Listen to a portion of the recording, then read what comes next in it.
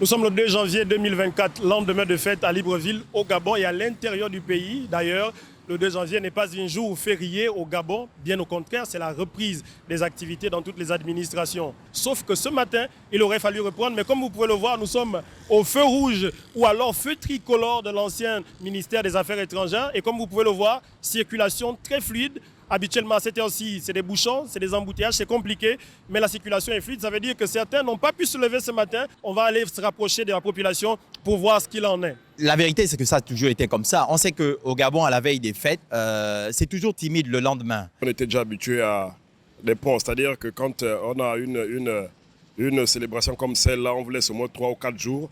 Vous reprenez peut-être au moins le lundi après. Ce sont les anciennes habitudes que nous avons encore dans notre peau, mais ce n'est pas facile. Les gens sont fatigués, mais ils sont quand même les conscients qui sont là, parce qu'il faut justifier le salaire.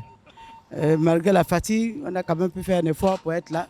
Aujourd'hui, il n'y avait pas beaucoup d'élèves. Certes, tous les profs étaient là, mais c'était assez timide, notamment dans les embouteillages. On n'avait presque pas. Au centre-ville, à 7 h, il y a les embouteillages, mais on n'avait presque pas. C'est pas normal.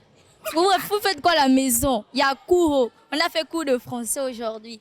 On va dire que c'était vraiment timide parce que même dans la salle de classe que j'ai eue ce matin, une classe de 3e, il y avait quasiment moins de la moitié de la classe.